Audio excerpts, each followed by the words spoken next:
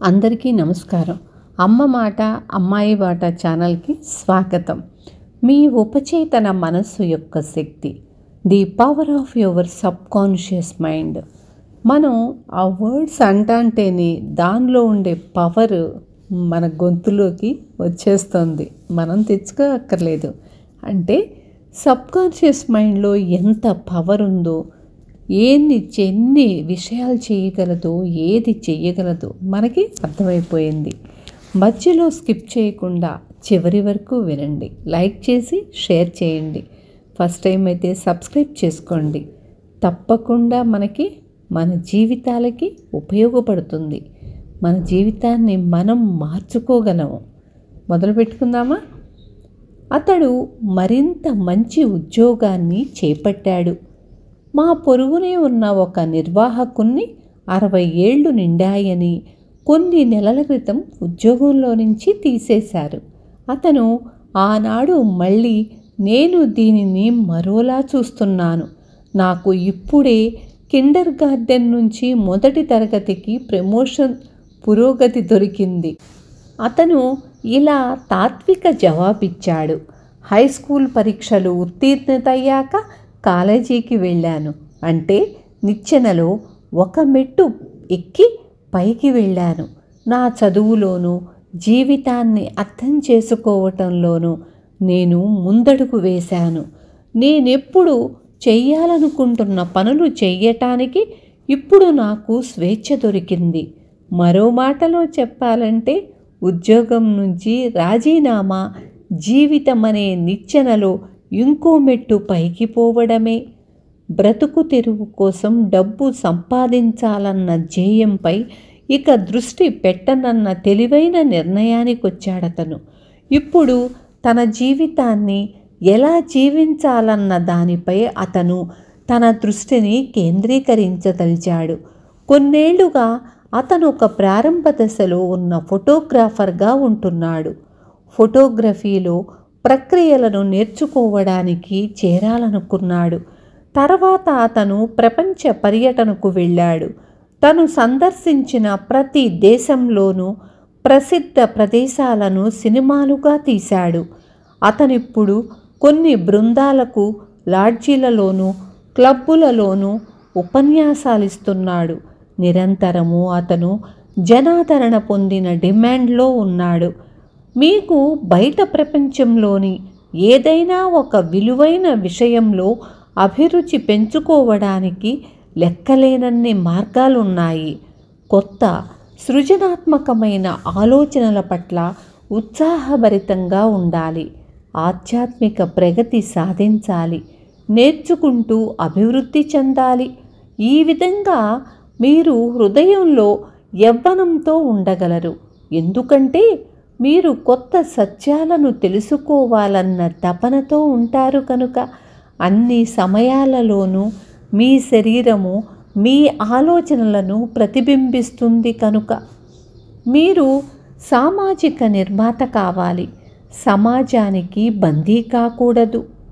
California ఎన్నికలలో వృద్ధులు ఎక్కువ సంఖ్యలో ఓటు వేశారన్న వాస్తవిక విషయాన్ని వార్తాపత్రికలు గ్రహించింది. దాని అర్థం వృద్ధుల స్వరాలు కూడా రాష్ట్ర శాసనసభ మరియు కాంగ్రెస్ సభలలో వినపడతాయి.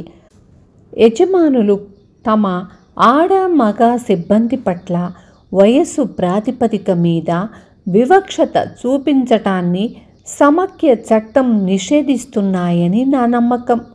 65 ఏళ్ల వయసున్న ఒకతను మానసికంగా, భౌతికంగా, మనోవైజ్ఞానిక రూపంలో 30 ఏళ్ల వయసున్న చాలామంది కన్నా ఎంతో చిన్నగా ఉండవచ్చు. ఒక మనిషికి 40 ఏళ్ళు దాటాయని పనిలో చేర్చుకోవడం వీలు కాదని అనడం మూర్ఖత్వం అని చెప్పవచ్చు. ఎలాగంటే అతనితో నీవు వ్యర్థం అని అనటం. 40 ఏళ్ళు పైబడిన వ్యక్తి ఏం చెయ్యాలి? తన ప్రతిభను పాతిపెట్టాలా? లేక తన కాంతిని కుంచంలో దాచాలా?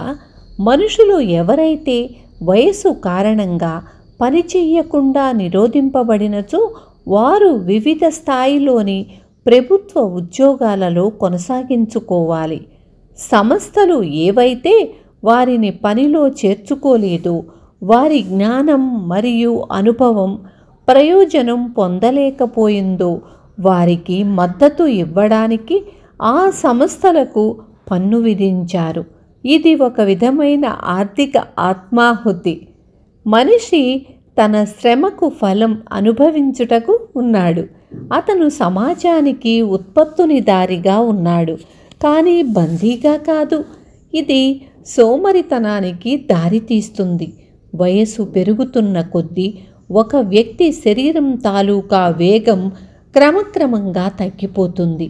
కానీ ఆ వ్యక్తి యొక్క చేతనాత్మక మనసును ఉపచేతన మనసు యొక్క ప్రేరణ ద్వారా ఎంతో చురుకుగా, మెలకువగా, మరింత జీవశక్తితో తీవ్రతరంగా ఉండేలా చేయవచ్చు. వాస్తవంలో మనసు ఎప్పుడూ ముసలి అవ్వదు. జాబ్ ఇలా అంటాడు, ఓ కొన్ని నెలల క్రితం నేనున్నట్లు నేనిప్పుడు ఉండగలిగితే ఎంత బావుండును. ఆ రోజుల్లో ఈశ్వరుడు నన్ను రక్షించాడు. భగవంతుని కాంతి నా తలపై ప్రకాశించినప్పుడు ఆ వెలుగు సాయంతో నేను చీకట్లో ముందుకు నడిచాను. నా యవ్వనపు రోజుల్లో నేనున్నప్పుడు ఈశ్వరుని రహస్యం నా అర్చనా స్థలంలో ఉండేది అని. యవ్వన రహస్యం. మీరు మీ యవ్వనం నాటి రోజులను తిరిగి పొందాలంటే మీ సబ్కాన్షియస్ మైండ్ యొక్క అద్భుతమైన ఉపశమనాన్నిచ్చే, మీకు నూతనత్వాన్ని మీలో పూర్తిగా చేకూర్చే కదలికలను అనుభవించాలి. మీకు ప్రేరణ లభిస్తోందని, ఉన్నత స్థాయికి చేరుకుంటారని, మళ్ళీ యవ్వనాన్ని పొందుతున్నారని, కొత్త శక్తి పుంజుకుంటోందని, ఆధ్యాత్మికంగా కొత్త శక్తిని సంపాదించుకుంటున్నారని తెలుసుకోవాలి. మీరు ఉత్సాహంతోనూ ఉల్లాసంతోనూ ఉరకలు వేయవచ్చు. మీరు యువకులుగా ఉన్నప్పటిలా ఆ ఉత్తేజాన్ని మళ్ళీ అనుభవించవచ్చు. దీనికి చాలా సరళమైన కారణాన్ని మనం చెప్పుకోవచ్చు. ఎప్పుడు కావాలంటే అప్పుడు మానసికంగా ఆ భావాలను మళ్ళీ గుర్తు చేసుకునే సామర్థ్యం మీకుంది. మీ తలపై వెలిగే జ్యోతి దైవజ్ఞానం. మీరు తెలుసుకోవాలనుకున్నది అది మీకు వెల్లడి చేస్తుంది. మీలోని మంచిని అంగీకరించేందుకు అది సాయం చేస్తుంది. రూపం ఏదైనా సరే దాని పని అది చేస్తుంది. మీ సబ్కాన్షియస్ మైండ్ చూపిన దారిలో మీరు నడుస్తారు. ఎందుకంటే సూర్యోదయం అవుతుందని, చీకట్లు పారిపోతాయని మీకు తెలుసు. మనందరికీ కూడా తెలుసు కదా. కలకనండి. నేను ముసలైపోయాను అని అనటానికి బదులు పవిత్రమైన ఈ జీవితాన్ని తెలివిగా నడవగలను అని అనండి.